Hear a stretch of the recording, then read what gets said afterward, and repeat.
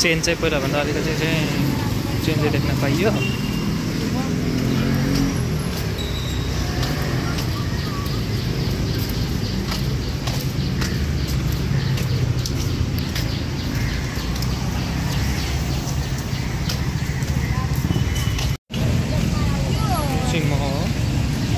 अहिले चाहिँ म न्यु रोडमा आएको छु के काम परेको भएर यो फाइनेन्सको कामको लागि।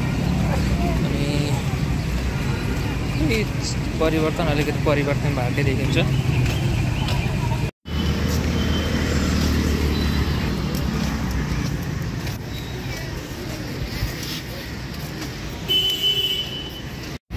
आइहाल्यो होइन। दरबार आएको समयमा चाहिँ दरबार मार्ग पनि घुम्ने भनेको। म दरबार मार्गतिर चाहिँ जाँदैछु। यहाँ चाहिँ पानी परेको अवस्था छ यता फेरि।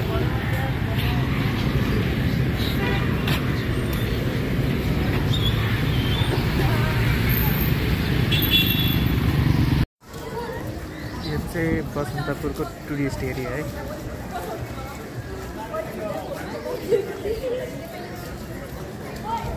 यस्तै हस्तलेखा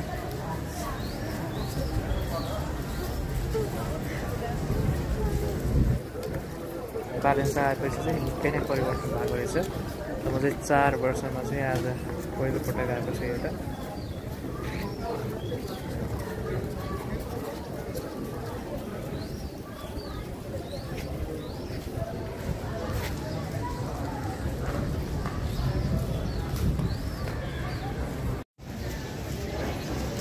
चाहिँ बिहानको समय छ अनि म चाहिँ यसो घुमघाम गर्छु भनेर चाहिँ आजको दिन चाहिँ यहाँसम्म आएको छु। अनि यो देख्न सक्नुहुन्छ यहाँ चाहिँ धेरै नै परिवर्तन भएको रहेछ। अनि क्यामेरा क्वालिटी पनि राम्रो आइरहेको छ। आज चाहिँ पानी परेको दिन।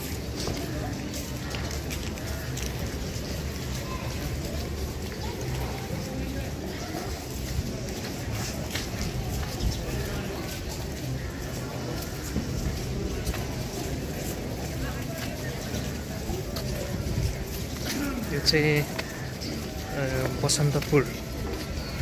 यो चाहिँ म हिँडिरहेको ठाउँ चाहिँ यो चाहिँ बसन्तपुरको दरबार मार्ग कि के मार्ग भन्छ होइन। म चाहिँ बिर्सिसकेँ। यहाँ चाहिँ पहिला चाहिँ यहाँ राजा बस्दै यो बिल्डिङमा चाहिँ। अब यहाँ चाहिँ यस्तो व्यापारहरू चाहिँ हुन्छ। यहाँ चाहिँ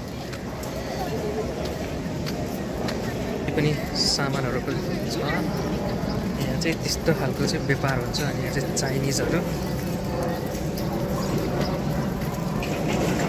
पहिलाभन्दा चाहिँ निकै नै परिवर्तन चाहिँ भइसकेको रहेछ। निकै नै परिवर्तन भएको चाहिँ देख्न पाइयो।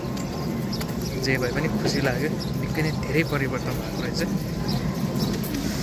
यो चाहिँ दरबार मार्ग क्षेत्र। जतिले पनि मेरो भिडियो हेर्दै हुनुहुन्छ लाइक कमेन्ट अनि सब्सक्राइब गर्नु है।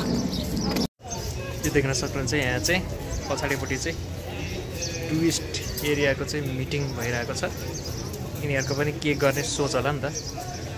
अनि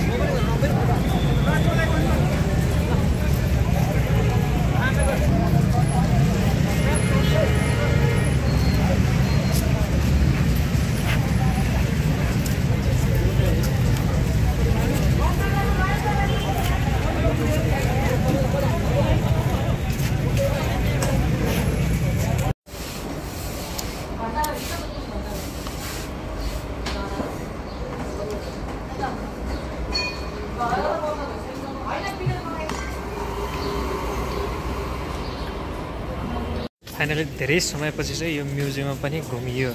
होइन यो म्युजियममा चाहिँ के छ जस्तो लाग्थ्यो होइन त्यस्तो खास कुरा चाहिँ केही होइन चाहिँ जे होस् घुम्न पाइयो आफ्नो मनको इच्छा पुरा गर्न पाइयो है आज चाहिँ भिड चाहिँ बढ्दो क्रममा